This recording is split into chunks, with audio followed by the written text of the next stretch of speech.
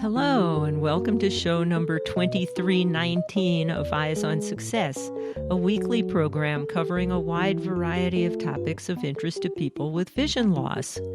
I'm Nancy Torpey. And I'm Pete Torpey. I was given some wonderful chances in life.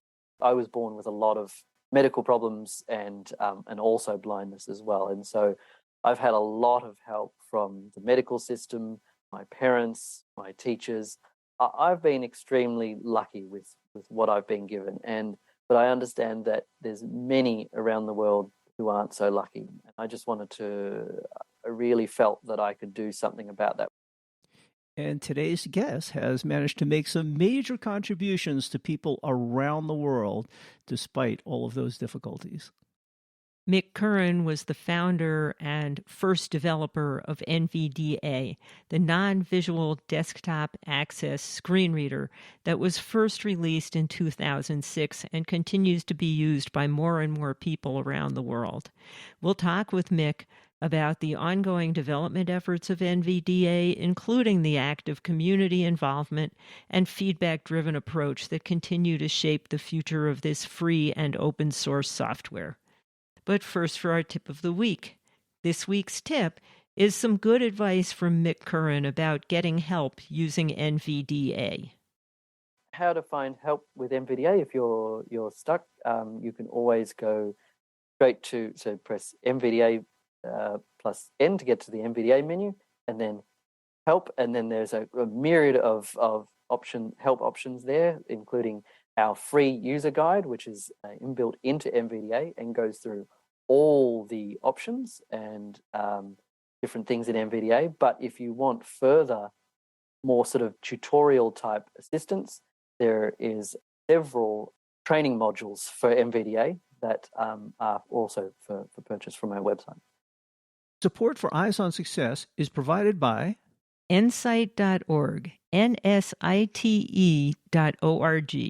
and Nsite Connect, a job board exclusively designed for individuals who experience vision loss and employers who seek to fill open positions with talent who are blind or have low vision. Job postings are also open to veterans. Nsite, a vision for talent. You are listening to Eyes on Success. Success, success, success, success, success. Let's start by meeting Mick and learning how NVDA got started. Today's guest has been with us several times before, but for people who may not know you, maybe you can tell us a little bit about yourself and who you are, Mick. Hi, thanks for having me. My name is Mick Curran, and I am the original creator and a co-developer of the NVDA screen reading software. I'm also executive director of NV Access, Australian not-for-profit that supports and promotes NVDA. Now, as I recall, you started creating NVDA because you had finished university and didn't have anything else to do, and you thought it would be worthwhile, which turns out it was. Almost correct. I was in university and I got bored with university. And so I said to my parents I was going to take some time off, which of course ended up translating into I'm going to quit.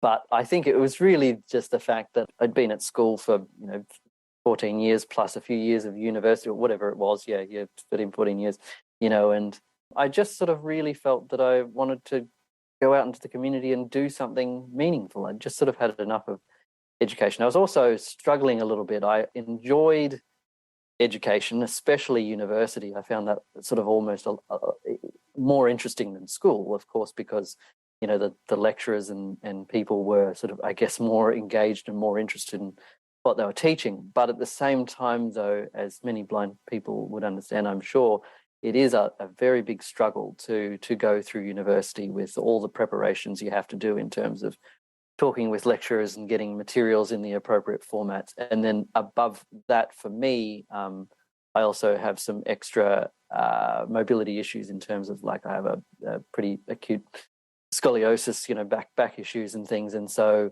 walking around a very large campus and that carrying a lot of equipment took a lot of energy out of me. And in the end, I just I wanted something different, wanted to do something else. I mean, because also as well, I'd also started participating in Blind Citizens Australia, which is sort of the peak advocacy body for blind people in Australia. And so I'd become very aware and very interested in blindness advocacy issues as well. So yeah, I really just wanted to get out there and find something to do. And thankfully I was able to sort of merge the two passions of mine, blindness advocacy and also IT and computer science, and started NVDA.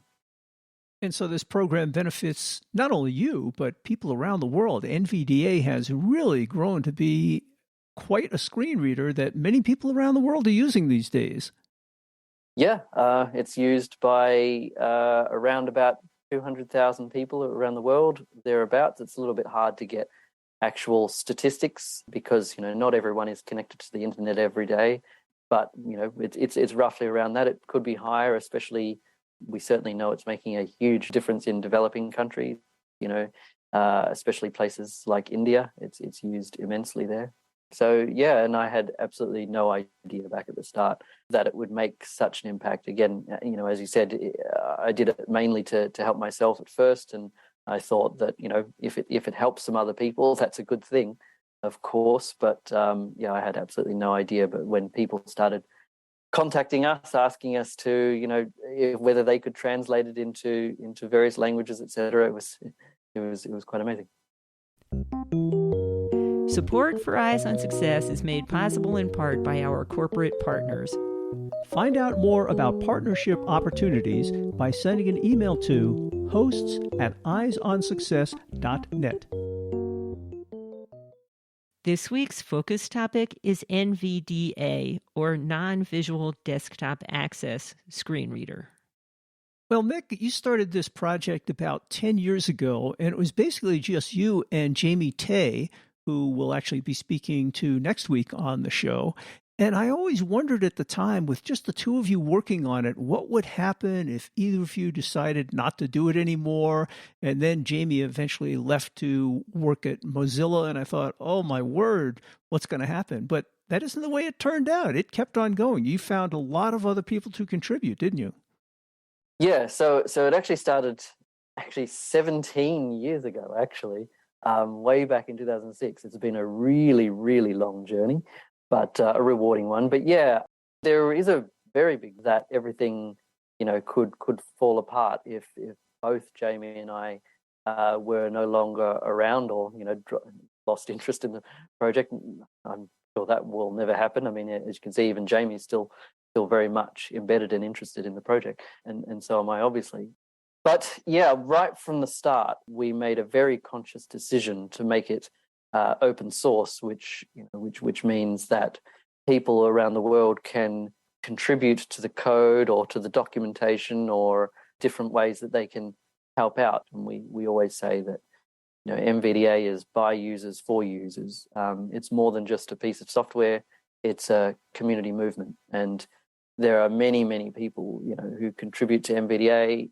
Probably about 100 or so people have contributed code and documentation, and then if you count all the language translators, I think you're really up in the almost 300 or more, I would say.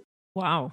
And almost I'd say 50% of the code these days is probably provided by the community. Obviously, NV Access vets that code, reviews it very carefully, and makes the final decisions as to what goes into the product. But it really is a community effort, and it's very humbling, I guess, to me that the community has taken this all on board so well and have really made it theirs. So with that many people contributing from around the world, how many actual staff do you have in addition? NV Access is made up of 4 staff. We are very, very tiny. That's it? Wow. Yes. Yeah. Thank goodness for the 300 volunteers. Yes. This screen reader is given to people free, whoever wants it. How is it funded these days? What keeps it going?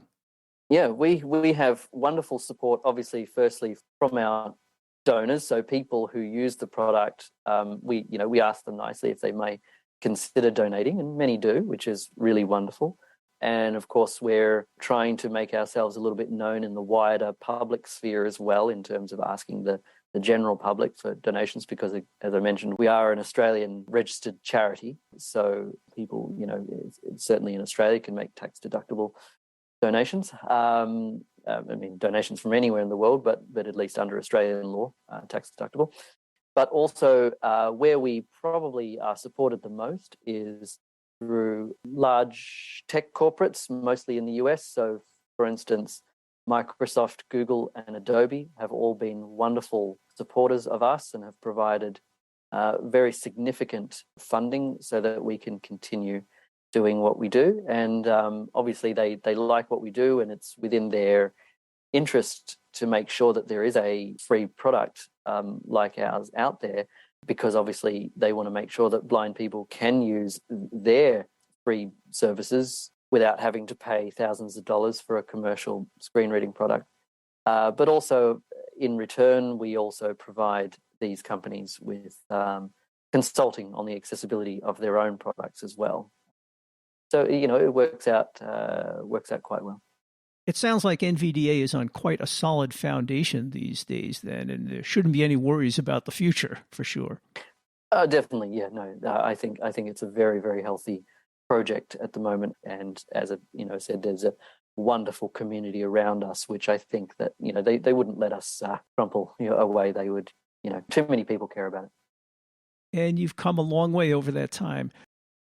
I wonder if you could tell us a little bit about some of the major advances and improvements you've made in the past year or two and where it might be headed in the future. I suppose some of the big things is support for ARM64 or ARM platform, which is it's the sort of the chip that people would know are in their iPhones and Android devices and things. It's sort of a bit more efficient and saves more power and is more performant, perhaps more than the existing Intel chips.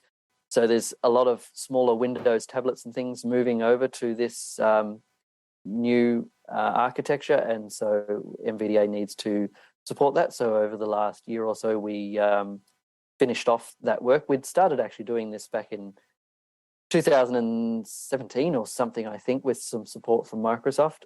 And we'd got it to a particular point, but there were some advances in Windows 11 actually, which made that ARM support much better for everyone. And so we completed that work. So essentially that means that you are able to run NVDA on an ARM device, which is cool. We're always working on making sure that we're up to date with web accessibility standards, such as the ARIA, Accessible Rich Internet Applications Standard. And especially at the moment, recently they extended that standard to support what they call annotations, which is so in web pages and online document editors, Google Docs and all that kind of stuff, exposing information like comments and footnotes and track changes and all that kind of stuff. And so we've been doing work to make sure that we support that standard. And so we announce, comments when they're available and provide keystrokes to read the content of those comments and jump to them and all that. So that's that kind of work. What else are we doing? We're always making enhancements to make sure that we're working with the latest features on Windows 11. I mean, I think that's one thing that when you develop a screen reader, your work is never done because technology is always moving forward, and we have no control over that. So, there's always a latest version of Windows, or there's a latest version of your favorite web browser or something. And so we need to make sure that we're always keeping up to date with that. So we're definitely doing all those things. I think they're really the big things at the moment. There's always things we're doing under the hood, which may not, to do with performance, etc., which may not be noticed straight away, but is obviously, subconsciously appreciated.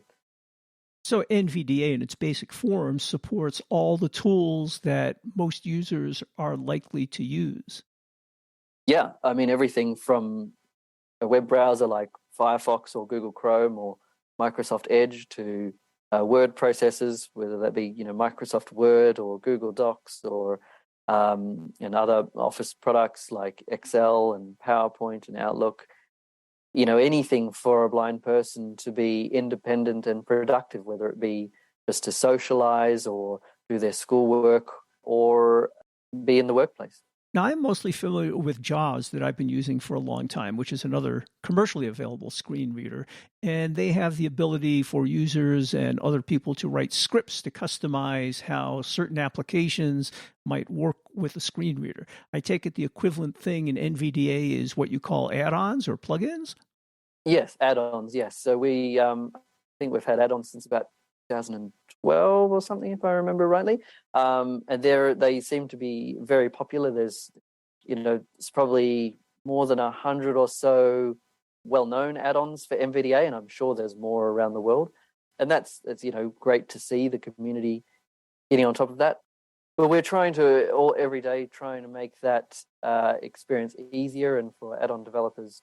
So one of the things that we're actually working on at the moment, not ready yet, not out yet, but maybe stay tuned, is an add-on store built right into NVDA. So this will allow you to browse, download, and install and update available add-ons right from within NVDA rather than having to go to an external website. And so that's pretty exciting. And it's going to, part of that process behind the scenes is also making the submission process for add-on authors a lot more streamlined as well. So that's pretty exciting, and we're to put that out there very, very soon. I think that's a great idea. I've always commented to people about JAWS that I thought Freedom Scientific ought to do something like that, because when you're looking for JAWS scripts, you have to hunt over the web and know somebody who knows about a script, and they can be hard to find, these custom scripts written by other people that they're willing to share easily, but if you can't find them, that doesn't do you any good. Yeah, absolutely. I mean, there's a lot of good things being written both in the NVDA and JAWS communities with scripting and add-ons, and we just want to make sure it gets into people's hands so that they can use them. But, we also want to make it, as far as we can, a little bit more safer and secure as well. So, I mean, we can't vet absolutely everything, but at least I think that things that are on our, that will be available in our official add-on store, at least will be seen by, either us or certain respected members of the community, and at least it will give us the capacity to be able to remove, any questionable add-ons, and the sad world, but there always could be a chance that someone writes some rogue code or something that, does something not nice. And so we do need the ability to be able to flag those and, get rid of those. And so bringing that inside of NVDA will help that a little bit. But it is nice to know that someone is doing some amount of vetting. I mean, I know I go to these other sites and you download something and you think it's safe, but you're never really sure. Yeah, that's very true. The add-ons in NVDA are written in Python, right? Yes, that's right. Which is a language that many people are familiar with and pretty easy to use. So I guess it's pretty easy for people to write their own scripts if they want. Yeah, I think so. I think there's a little bit of learning you need, and we've got a developer guide and all a bunch of resources on the web to help you with that kind of thing. But yes, Python is fast becoming, or I think is now, the most popular programming language by a lot of surveys.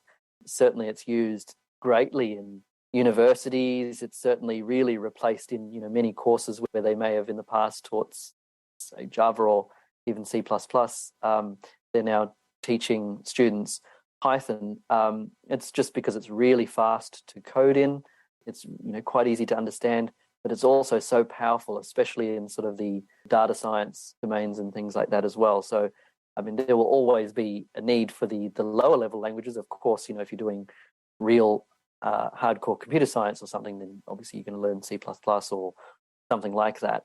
But yeah, Python is becoming ever more popular, and it was interesting because it was sort of somewhat evident to us, and that's sort of why we Jamie and I chose to use Python for NVDA, because we could really see the potential, and it's sort of been interesting to just watch the rest of the community slowly pick that up and go, oh yeah, this is actually quite useful.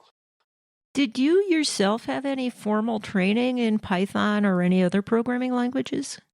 Certainly not in Python, but I did in my years in university. I certainly learnt C++, and I've dabbled in a lot of other languages just purely out of interest as well. What are some of the biggest challenges or hurdles that you have overcome or have to overcome sometimes, either in running the organization or in keeping NVDA going and improving it? Yeah, there are always challenges. I think that, I mean, there are both technical and organizational challenges. I suppose technical challenges are really just about keeping things up to date, and learning, how to do new things. I've said this, since we started creating it, we really sort of sadly had to reinvent the wheel, because anything anyone else had done, other commercial screen readers, etc., we couldn't find out how they did things because they weren't open source, because they made profitable products, obviously, and so it was in their interest to hide their code. I don't agree with that, but I accept it. But that's really, it's one of the main reasons why we started NVDA, is that even if we had failed one day or some reason NVDA was no longer needed, or another project came to replace us, NVDA could still be used as a reference. Finally, there was something that people could look at, how we did things. So then they don't necessarily need to reinvent the wheel, So yeah, there are those challenges because there are no books, no reference materials, whatever. So we have to sort of work it out all ourselves. Sometimes that might mean talking to a company and asking questions, or going through very complicated and hard to find documentation. But there's no university courses or something you can take about writing a screen reader. So that's a technical challenge. Another technical challenge is, again, simply just keeping up to date with things and making sure that we're honoring the needs, the most important needs of our users. We have a very vibrant and vocal community, and they ask us and expect a lot of things, and it's very difficult to juggle the priorities. And sometimes NV Access just needs to make that final call. It may be right, it may be wrong, but someone needs to make a decision in the end. We can't be paralyzed by two differing opinions in the community or whatever. We just need to take one road and see where we go with that. Organizational challenges, I suppose, are really, as I said, we are running a registered charity, which means that we are a real corporate entity under law, and that means we have to be audited, and we have to do everything by the book. And obviously we should, because it's people's money that they're donating to us, and so we have to be very precious with that. But it's very daunting, having the types of funds, I suppose, that we do. I remember sort of waking up one morning in 2018, and it hit a sort of a point where I'm like, ooh, because at the time I was sort of fully running the company. I was sort of the equivalent of the CEO. Jamie had probably left a year before that or whatever, and we had, I think another 2 employees as well, and it just sort of hit me a bit. And so I was like, I think I need to hire a general manager or an accountant or something, someone to maintain the books and do the sort of the operations. Someone who's a little bit more qualified than me, because I have no university degree in business management or accounting. I don't mind accounting and math and all that kind of stuff. I find that really interesting, and I don't think I was terrible at it, but at the same time, it's just another burden to wear on your shoulders, on top of, trying to maintain a software product used by 200,000 people. So that's why we decided to hire James Boreham, who is our general manager of operations, and he does wonderful at keeping our company on track in regards to the finances and all the charitable obligations, etc. You mentioned you have 2 passions, and we've been talking primarily about NVDA itself, the free open source screen reader. But the other one is advocacy for people with disabilities. Would you like to comment on that? Yeah, look, to be honest, it's, as much as I still very much care about it, just due to work and all that, it probably has taken a little bit of a backseat, but it's fair to say it was a really strong driver of why I created the project. I think that I was given a great, some wonderful chances in life, I think. Without going into things in too much depth, I was born with a lot of medical problems and also blindness as well. And so I've had a lot of help from the medical system, my parents, my teachers. I've been extremely lucky with what I've been given, but I understand that there's many around the world who aren't so lucky, even within Australia or the US.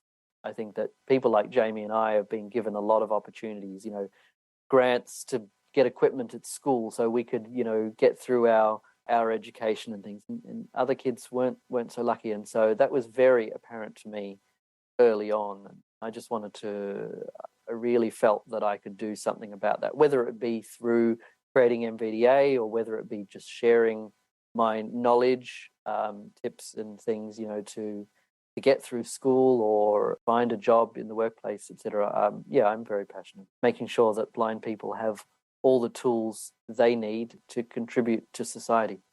And NVDA is certainly a great contribution to people all around the world. So congratulations and good luck with it. And thank you. Thank you. You are listening to Eyes on Success. Success, success, success, success, success. Now for this week's final item, how to learn more about NVDA, how to get NVDA, and how to contact Mick Curran. Well, Mick, if people would like to try out NVDA, if they're not using it already, where would you send them? Yeah, they just need to go to nvaccess.org, nvaccess.org, and right there on the homepage, they can download a copy of NVDA. And presumably, if they want to learn what the new features are, all of that is clearly described. That's correct. We have a blog we call In Process, which is on our page there, and there's plenty of training material, both free and paid for, that you can get from our website, and so that you can make the most of NVDA. And if people had questions about NVDA or they wanted to contact you, how could they do that? For general questions about NVDA, they can email info@nvaccess.org, but they could also reach me. Mick at nvaccess.org is my direct email address, but I'm also on Twitter, MD_Curran. And they're probably the two main places to get me. And as usual, we'll have all of that contact information, in case you missed it in the audio, in the show notes associated with this episode, which is episode 2319. And you can always find that at www.eyesonsuccess.net. That's it for today's show.